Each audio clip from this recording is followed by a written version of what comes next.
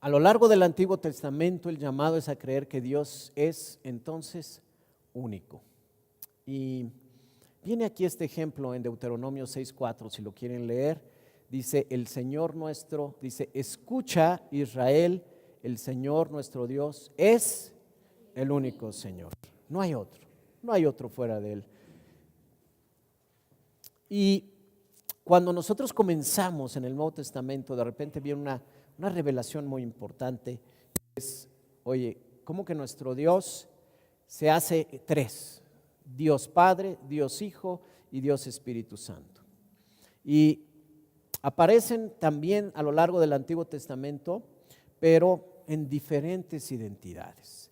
En el Nuevo Testamento aparecen ya juntos.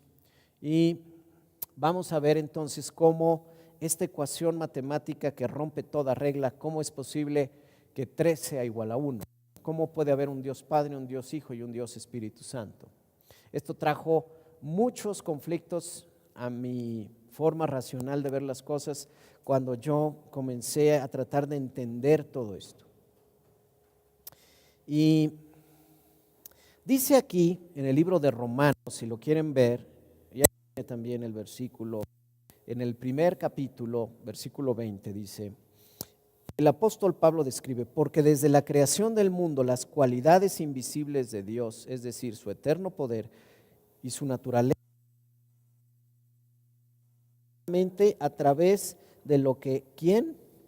Dios creó, ¿verdad? Entonces, no hay forma de que podamos engañarnos, y los científicos incluso más serios, el mismo Einstein, ¿cómo terminó reconociendo que tenía que haber un Dios? Esa fue la conclusión a la que llegó, ¿no? Romanos 1:20. Nomás chéquenmelo bien porque todavía tengo aquí algunos errores.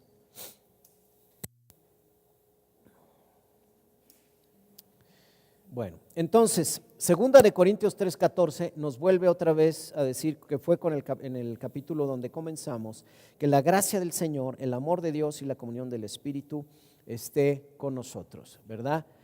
¿Dónde se manifiesta esto de manera ya muy palpable? Pues en el momento en que Jesús se bautiza, ¿verdad? Cuando Jesús se bautiza, ¿qué aparece en ese bautismo de Jesús? Aparecen las 3 personas, ¿sí? Estaba el Hijo que nos muestra una obediencia, una sumisión al Padre. Porque cuando llega Jesús ante Juan el Bautista, ¿qué le dice Juan el Bautista? Oye, pero yo no soy digno de bautizarte, ni siquiera de desatar las agujetas de tu calzado.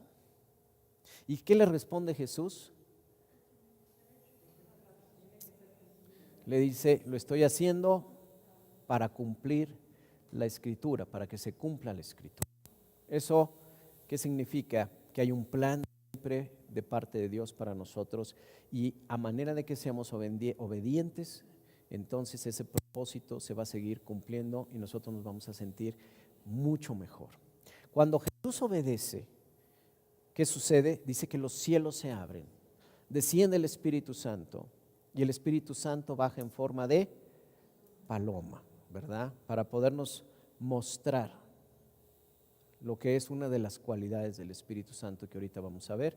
Y de repente dice aquí una voz, dice: este es mi Hijo amado, en quien tengo complacencia, ¿verdad? Cuando nosotros somos bautizados en agua, no cuando eras chiquito y te salpicaron ahí, que no entendiste ni qué pasó, ni nadie supo, pero la fiesta estuvo buenísima. Lo más importante es que no pasó nada. Lo único que pasó es que a lo mejor hasta algunos nos enfermamos o no sé qué pasó, pero bueno. Pero lo importante en el bautizo es que venga realmente un arrepentimiento.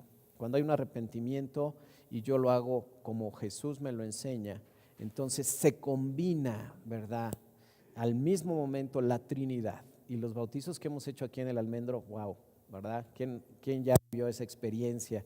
¿No? Es una experiencia maravillosa, porque en realidad es Dios en tres personas manifestándose en nuestras vidas. Y de repente no es nada más el bautismo en agua, donde me sumerjo y yo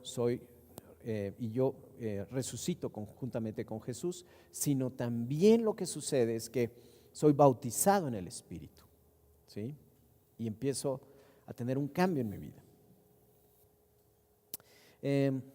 Ahora, Dios no es tres dioses, ¿verdad? Como a veces lo podemos pensar. Hay muchas religiones que separan a Dios en tres, ¿sí? Ahorita estábamos platicando de las culturas prehispánicas, incluso los mormones, que ahorita no voy a ahondar en eso porque se abre otra discusión. Dios no es el Dios que se manifiesta tampoco en diferentes roles y modos. Dios tiene una constante siempre. Él tiene una sola personalidad, ¿sí? Y primero, en Él no hay mentira. Segundo, es un Dios de amor, ¿sí? Y dice que ante ese amor, Dios sí nos puede llevar a un arrepentimiento a través de lo que nosotros pudiéramos llamar en realidad un castigo. Pero la Biblia lo que nos dice es que Dios al que ama también disciplina. Entonces, igual que tú amas a tu hijo y que alguna vez lo disciplinaste y sirvió y funcionó, porque hoy está caminando derecho, ¿verdad?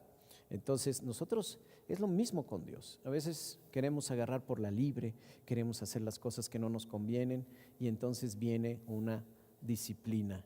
No porque Dios sea un Dios castigador o un Dios que quiere en verdad una calamidad para nosotros, sino porque ante todo, dentro de su amor divino, lo que busca es que nosotros seamos salvos y que no nos movamos ni un milímetro de su voluntad, ¿sí? Porque es el mejor lugar donde podemos estar.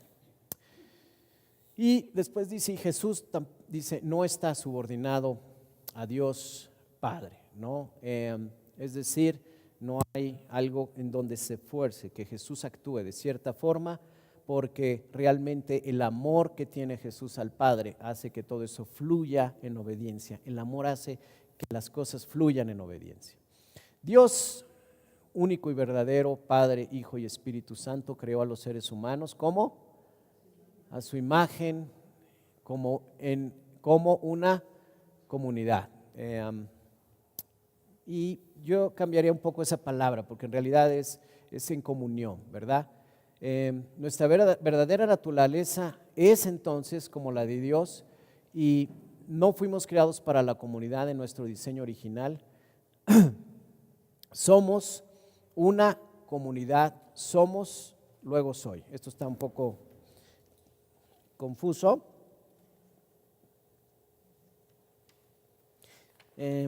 Déjenme resumirles esto de una mejor forma.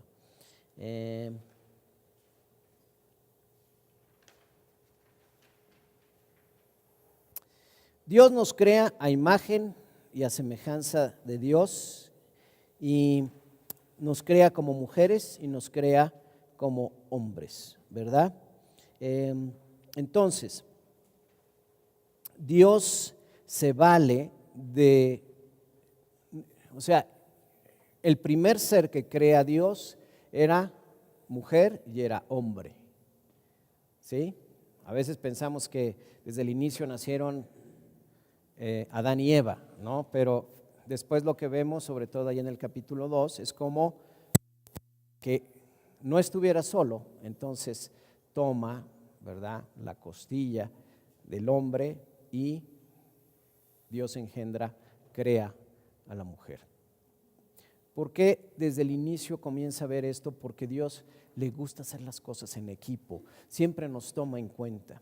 Dios no tuviera ningún problema donde dijera, oye, a ver, Faraón, en este momento deja salir al pueblo de Dios, ya no estés aquí, o sea, Moisés, hazte a un lado, como tú eres tartamudo, estás descartado, y yo voy a decirle a Moisés, al Faraón, en este momento, cómo van a ser las cosas.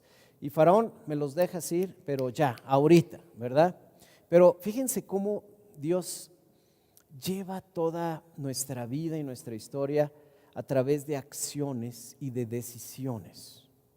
Y el conjunto de decisiones que hemos hecho en nuestras vidas nos coloca y nos ubica en el lugar donde hoy estamos. ¿Estamos de acuerdo? Bueno o malo, estamos aquí porque yo decidí en algún momento decidir qué carrera, qué amigos, con quién me casé, hijos, todo, fueron decisiones. Y esto me lleva a hoy estar aquí, gracias a Dios estamos hoy aquí, ¿verdad? Entonces, yo tengo que ver que esto al final va a producir un cambio en mi forma de vivir. Entonces, ¿cuál es ese cambio?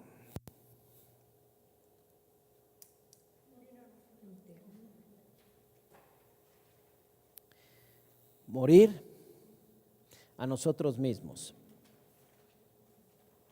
¿Qué más? A ver, morir a nosotros mismos.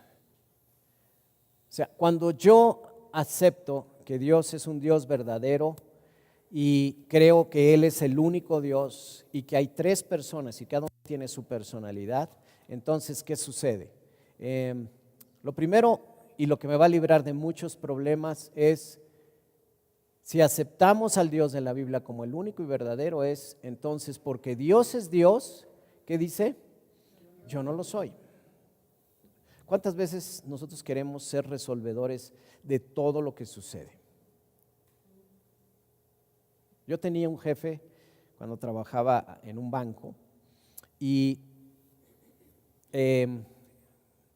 yo no sé por qué, pero pues así un poco me formaron o así es mi carácter, o así era, en el que yo quería hacer todo, ¿no? Entonces yo iba a las juntas, negociaba lo que se tenía que acordar, después como estaba también en un área técnica, yo iba, instalaba todo y después yo presentaba y daba los resultados y andaba yo para arriba y para abajo así, ¿sí? Y mi jefe me dijo un día, oye, ¿y qué vas a hacer después? Imagínate que estés en la sucursal del banco y la vayan a asaltar, le vas a quitar el fusil al policía y tú eres el que vas a enfrentar a los asaltantes. Yo me quedé pensando y dije, pues sí, ya nada más me falta hacer eso, ¿verdad? Porque el rol que yo tenía era un rol equivocado, porque no entendía yo mis limitaciones y creía yo que yo no tenía ni una sola limitación y que yo podía hacer de todo y que esa era mi responsabilidad. Repite conmigo, mi responsabilidad. Entonces, hoy en día nos tiene que quedar bien claro cuál es mi responsabilidad y cuál no es mi responsabilidad. Y nosotros podemos decir hasta dónde es, porque es una pregunta bien importante. Y yo creo que la respuesta de la frontera entre lo que es mi responsabilidad y lo que no es hasta dónde realmente comienza a ser una carga para mí. Cuando comienza esto ya a traerme un afán, preocupación, falta de sueño, ya cruzaste la línea. Porque tú no eres Dios. Tú no lo vas a poder resolver. Y cuando yo reconozco que ya llegué a la frontera, en ese momento, ¿qué haces? ¿Quién es Dios para ti?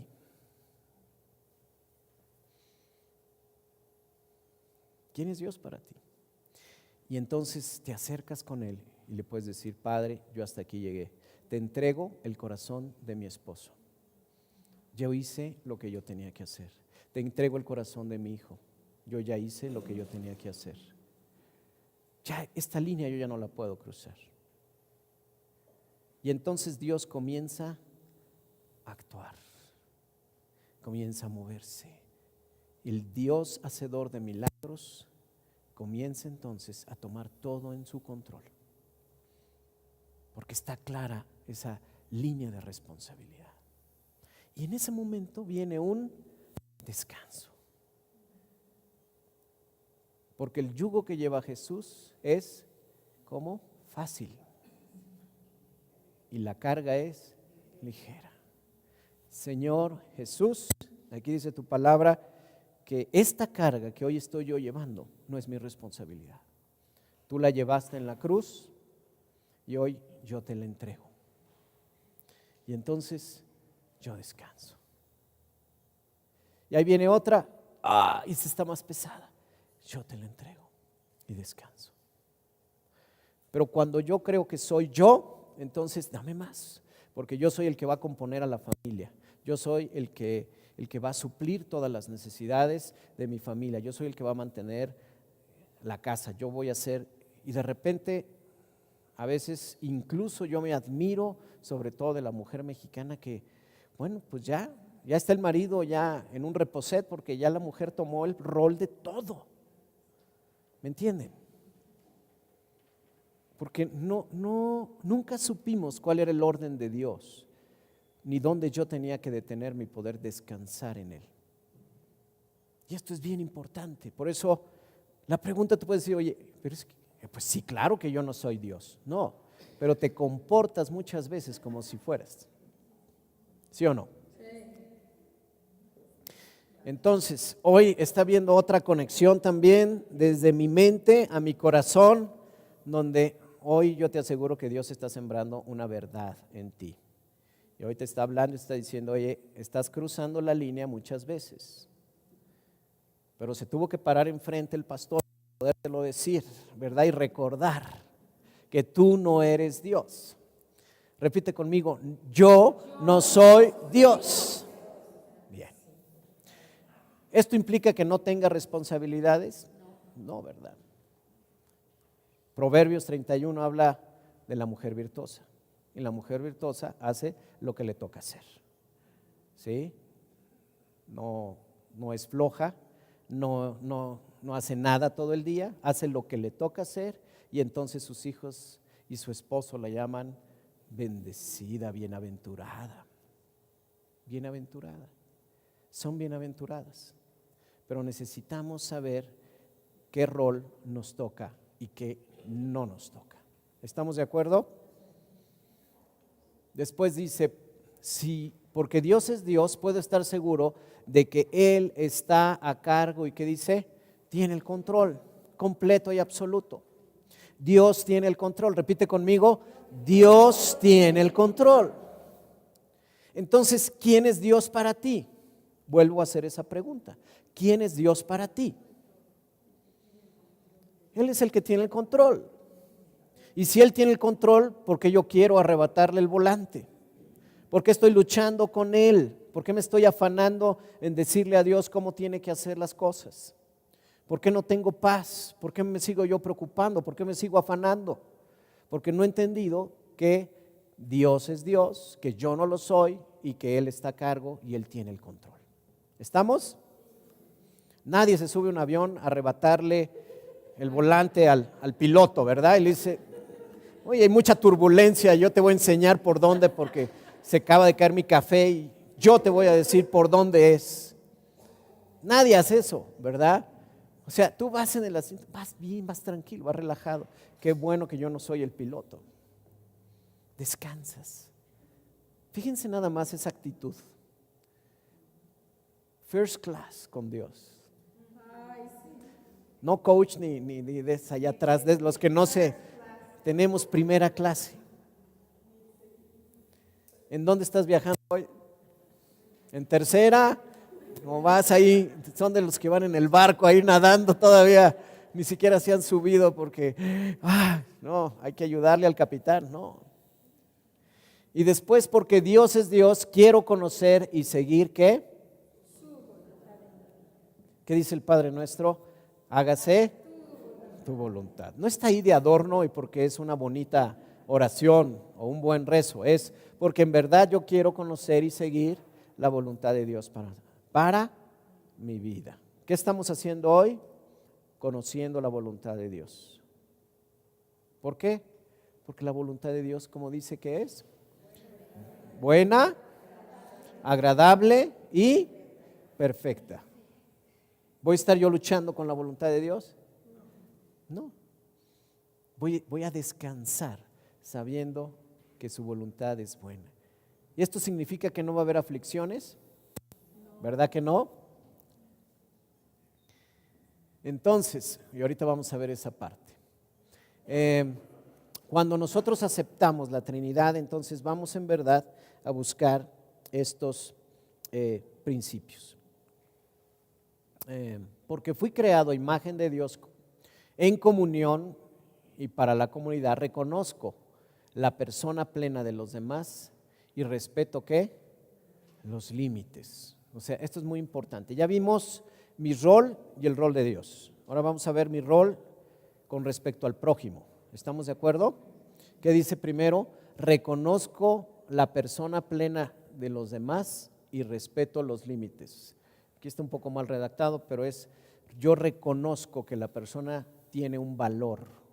Mi prójimo tiene un valor y también a través de ello yo respeto los ¿qué? Los límites, ¿verdad? O sea, hay límites. A mí cuando me dieron alguna vez un curso de cómo interactuar con los demás, habla acerca de que tenemos como una zona en la que si nosotros traspasamos esa zona, la persona se comienza a incomodar. O sea, si tú te pones aquí y tienes una persona enfrente y son de los que le hablas aquí, ¿verdad? O sea, tú hasta te haces para atrás porque ya pasó el límite, ¿sí? Si ahorita yo comienzo a hablar y a poner ejemplos y hablar palabras donde yo pueda ser antisonante o ejemplos donde los pueda yo incomodar a través de bromas, ¿verdad? Muchos se van a sentir incómodos porque estoy cruzando un límite.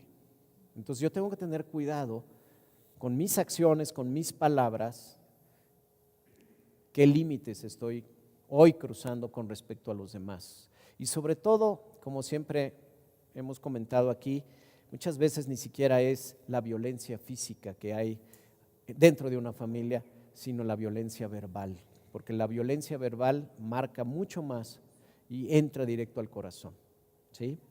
Entonces, es importante. Tengo en cuenta los derechos y preferencias y comodidades de los demás, ¿sí? Volviendo al ejemplo del avión, pues imagínate un vuelo de 15 horas donde tú ya dijiste, uy, me tocó pasillo, ay, qué rico, puedo ir al baño tantas veces yo quiera, estos son los asientos que se hacen para atrás más, uy, voy a estar bien cómodo en mi viaje. Y de repente llega una persona embarazada y se sienta junto. Y tú estás pensando, son 15 horas y esta mujer va a estar aquí y se va a tener que estar parando también al baño y de repente tú dices, no, ¿sabes qué? Yo la voy a honrar. Entonces se sienta acá, ¿no? Eso es, sí, porque en un tiempito de un viaje de aquí a Acapulco, pues no es mucho mérito, ¿verdad? Pero cuando es algo donde dices, reservé mi pasaje con quién sabe cuánto de anticipación, hasta pagué más para tener este lugar y todo, pero yo tengo que ver también por el prójimo, por sus preferencias, por sus comodidades, porque eso te va a formar, eso te va a formar, ¿sí? Y a lo mejor muchos de nosotros ya somos o no somos así, pero cuando llega tarde el marido, los hijos y te dicen, ay, me preparas una cena o me haces de desayunar y tú dices, pero es que ya le dejé todo ahí listo y todo, ¿me entienden? Pero el hecho de que tú llegues y estés ahí es porque lo amas o la amas. ¿Y eso qué produce? Un cambio en mí, porque estoy muriendo a mí para complacer a mi prójimo. Y eso comienza a traer cambios en mi vida. Valoro y entonces también voy a disfrutar a los otros, porque ya no depende del otro o del humor del otro en que yo esté bien. Y te puede decir cosas y te puede ofender y te puede lo que tú quieras. Pero ¿sabes qué?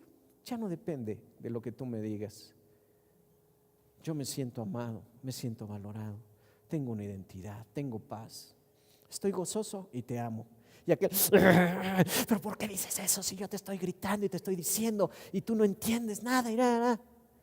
Te amo porque te amo, punto. Shum, se neutraliza.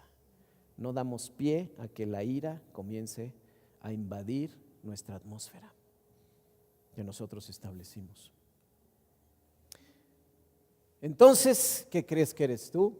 ¿Y quién es el único Dios verdadero? Nuestro conocimiento de Dios entonces afecta todo lo demás en nuestra vida, incluso en la manera como nos vemos a nosotros mismos y como también tratamos a otros, ¿sí?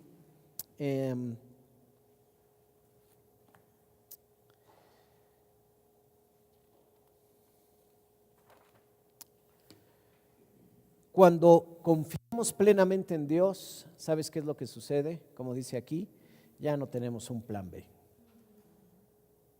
Cuando confías en Dios, tú sabes que en los escaladores, ¿verdad? Estos que son los que van a las montañas y todo, hay algo, o incluso, bueno, yo que estoy ahí en este ejemplo lo conozco mejor porque en estas torres de los que ven ustedes para llevar la señal a los celulares, estas antenas, ¿verdad? Hay unas torres que son incluso de 45 metros, imagínense esa altura todavía arriba de un edificio. Entonces, las personas que suben ahí se llaman torreros y se juegan la vida, ¿sí? Y a mí me ha tocado vivir situaciones donde gentes perdieron la vida y tú te subes así y de repente, pues esa cosa que abajo no se mueve, arriba se mueve bien fuerte. Entonces, ellos tienen algo que se llama la línea de la vida. Y literalmente la línea de la vida. Y es una cuerda, ¿sí?, que ellos ponen alrededor de la torre, con unos arneses se sujetan y ahí están. Y van confiados en que cualquier cosa que pase, ellos tienen la línea de la vida, ¿sí? Y obviamente es eso, ¿sí?